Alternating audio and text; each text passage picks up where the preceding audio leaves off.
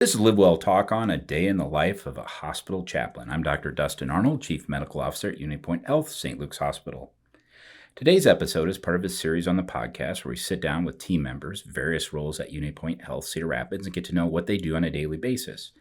Returning to the podcast today is Brent Rairdin, chaplain with St. Luke's Spiritual Care Department, to discuss the role of the hospital chaplain and what they do on a daily basis. Brent, welcome back. Thank you. It's good to be here. Let's start with how'd you become what got you into this? Well, it could be a long story, but I did ministry in my younger years, went to a Bible college and did some ministry work with a small church. Kind of quickly decided that wasn't the right venue for me.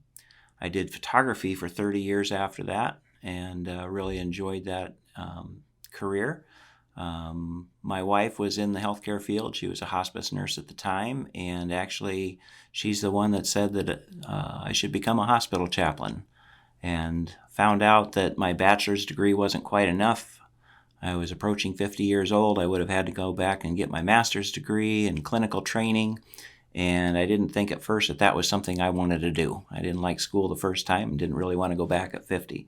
But I'm here, so needless to say, I did that, and been with Unity Point for 7 years, 4 of those here at St. Luke's. Where were you at before? Up in Waterloo at Allen Hospital. At Allen? Yep. Okay. Yep. Are you a Midwest guy? Yep, born and raised in Cedar Rapids, and then moved to Missouri for the college experience, and then back here. What college in Missouri? Small Christian college, Central Christian College of the Bible in Moberly, Missouri. Okay. Yep. I actually am familiar with that. Okay. My daughter plays basketball in Missouri. Uh-huh. And just some of the non-conference games that I know where that's at. Yeah. I do. Interesting. So give us an overview of what a hospital chaplain does. All right. Well, a lot of people kind of liken it to a minister, except instead of working in a church, it's in an institution like a hospital. And that was widely true for a long time. I have found, though, lately that idea of a chaplain just doesn't fit anymore. More and more people don't necessarily claim a religious view, and so chaplains are trained to meet the needs of anybody, regardless of their religious beliefs. I think of spirituality as one of connections, how a person is connected to a higher being or to how they see themselves fit into the world. When somebody is sick, that gets interrupted, and so a chaplain is the one that kind of comes and walks alongside of them and helps them make sense of what's going on from their perspective instead of trying to impose some other perspective on them. Let's recall it's St. Luke's Methodist Hospital. Right. Founded by the Methodist Church in 1884, as well as a lot of hospitals were founded with a religious context.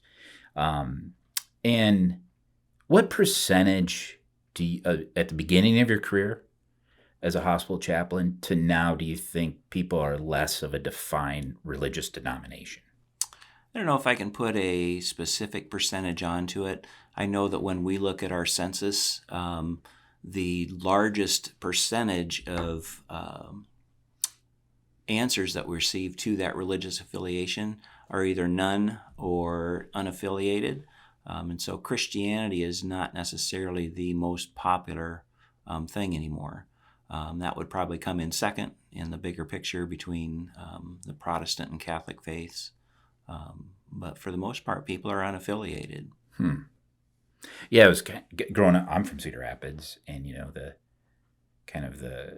Czech population had a high Catholic population, Sure. and more of a Protestant on the northeast side. Yep. That's not strictly true anymore, but kind of historically, that's always my feeling. Growing up Catholic, and had seen it from that standpoint.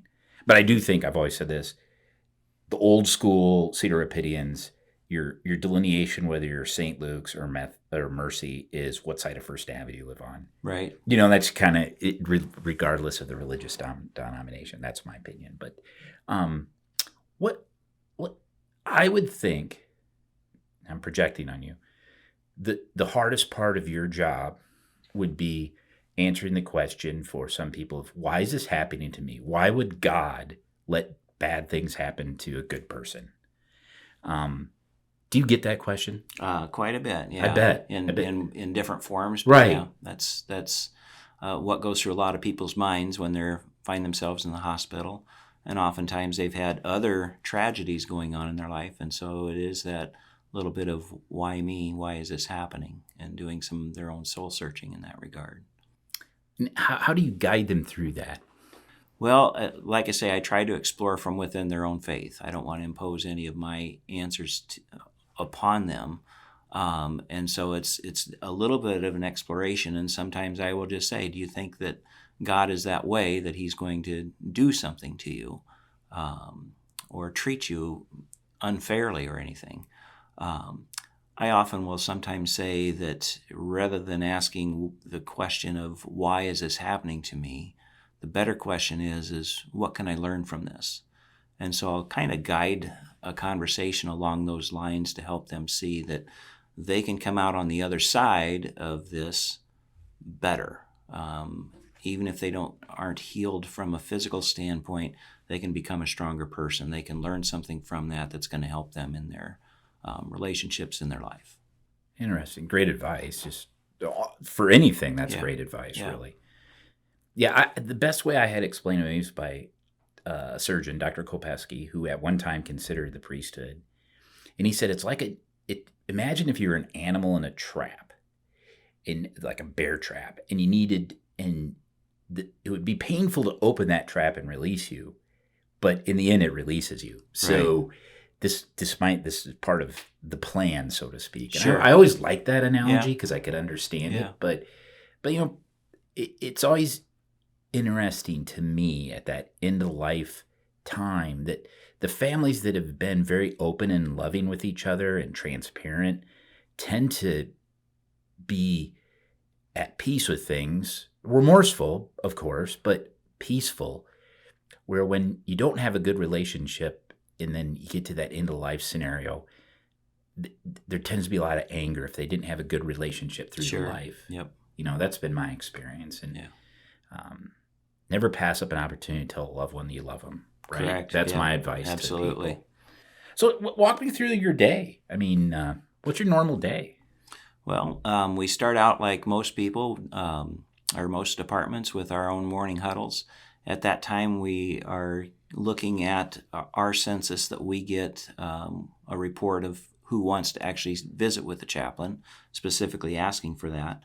Each one of us has our own units that we cover, and so they're just distributed based on that.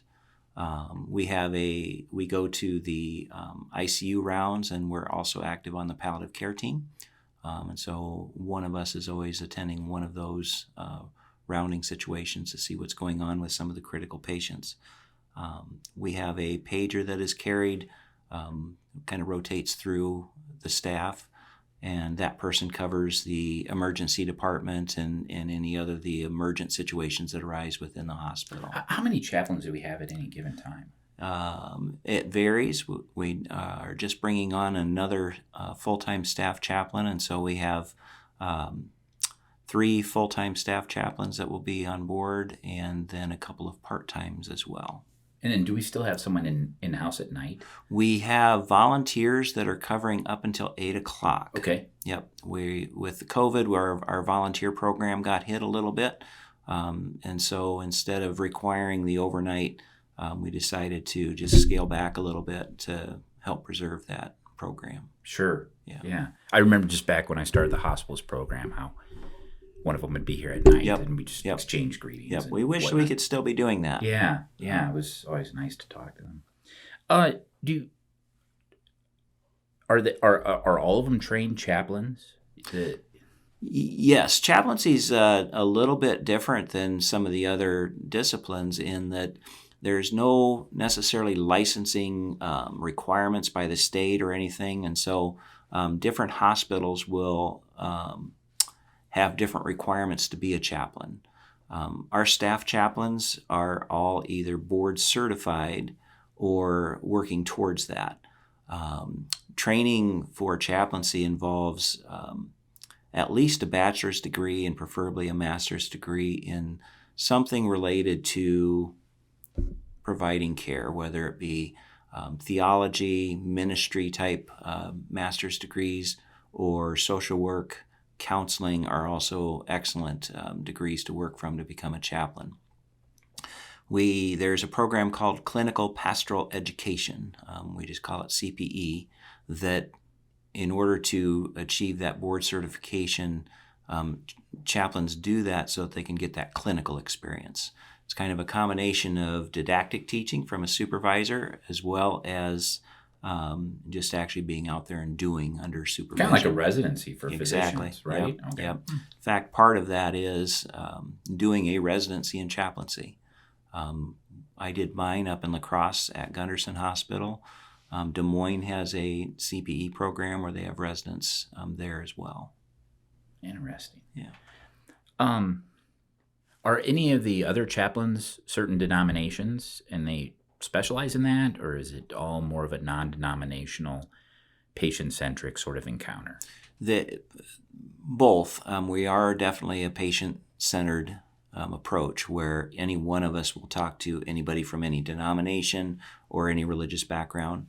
Right now, all of the chaplains that we have come from a Christian perspective, but we don't try to say, hey, this is a Lutheran patient, so we're going to send our Lutheran chaplain. Yeah, that's kind of my question. Yep. So we don't really delineate in that way, and we just try to meet the needs. It's more unit-based, and so that we get embedded in a unit, and that way we can know what's going on that unit, which just helps us better serve the patients as well. Absolutely. I think that's true. And I think you're rounding with the ICU team, which has been going on for a long time. Sure.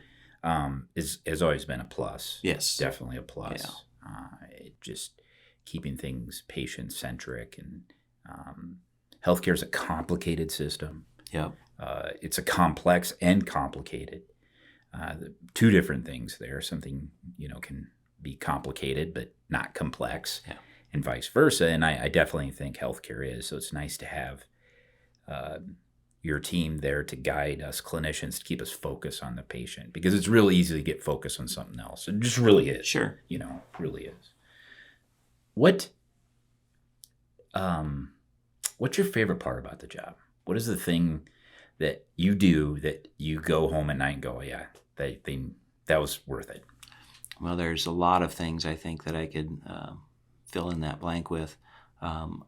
I think where I get my most satisfaction is where you make that connection with somebody when they're going through a tragedy, whether it be a death, loss of an infant, new diagnosis, and you can just be there with them and just help them along that path that they're on.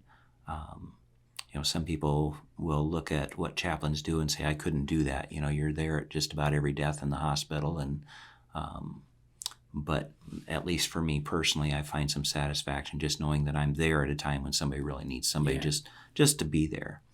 The other side of it that I really enjoy and is doing the advanced directives.